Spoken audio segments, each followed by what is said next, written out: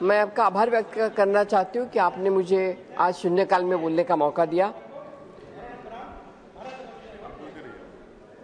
आज देश में लगातार बढ़ती महंगाई और जीवन यापन की बढ़ती लागत का अत्यंत गंभीर मुद्दा मैं यहाँ उठाना चाहती हूँ। आम नागरिक, विशेषकर मध्यम वर्ग और निम्न आय वर्ग अभूतपूर्व आर्थिक दबाव का सामना कर रहे हैं। खाद्य पदार्थों की कीमतों पर लगातार वृद्धि हो रही है।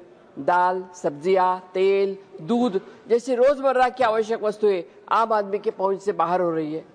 इसके साथ ही रसोई गैस के दामों की वृद्धि ने घरेलू बजट पूरी तरह से बिगाड़ दिया है। पेट्रोल और डीजल की ऊंची कीमतों ने परिवहन लागत बढ़ाई है, जिसका सीधा असर हर एक वस्तु के दाम पर होता है। स्थिति यह है कि आम परिवार क्या स्थिर है, लेकिन खर्च लगातार बढ़ा जा रहा है। लोगों को अपनी बचत खत्म करनी पड़ रही है। कई परिवार कर्ज लेने के लिए मजबूर हो रहा है।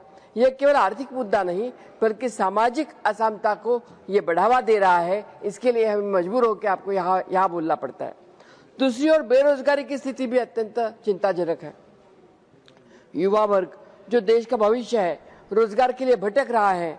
शिक्षित युवा भी उचित अवसरों के अभाव से बेरोजगार है या फिर अस्थायी या कम वेतन वाले कार्य करने को मजबूर होते हैं। रोजगार के अवसरों में अपेक्षित वृद्धि नहीं हो रही है, जिसका निराशा और असुरक्षा का माहौल बना जा रहा है। सर, हाल ही में हमारे नेता विपक्ष राहुल गांधी जी ने कल ही बोला केरल में कि आने वाले दिनों में एक बहुत बड़ा भूचाल आने वाला है। ये जब बाहर के देश की बात करते हैं, मैं यहाँ देश में जो उन्होंने बोला उसके लिए उनका जिक्र आकर्षित करना चाहती हूँ। उन्होंने बोला कि केरल में जाके कि भूचाल आने वाला है देश में। इसी तरह से उन्होंने कोरोना महामारी के लिए भी चेतावनी दी थी। उसी तरह उन्होंने नोटबंदी के टाइम पे भी बोला था, न केवल वहां पर, लेकिन जब गलत जीएसटी लागू किया तो भी उन्होंने बोला था। उनके तरफ गंभीरता से नहीं लिया गया। तब राहुल जी को गंभीरता से नहीं लिया गया और सिर्फ कटाक्ष करने के लिए अगर उनका नाम लेते हैं तो हम उसका घोर निंदा करते हैं।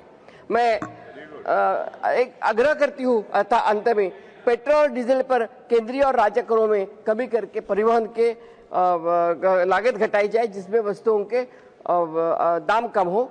दाल, खाद्य तेल, सब्जियां जैसी वस्तुओं का बफर स्टॉक और बाजार का हस्तक्षेप बढ़ा दिया जाए। गरीब और मध्यम वर्ग को राहत देने के लिए रसोई गैस पर सब्सिडी बढ़ाई जाए और आज के समय में जितना भी क्राइसिस है उसका समाधान करना चाहिए कि आज बहुत भयानक माहौल सर बनते जा रहा है।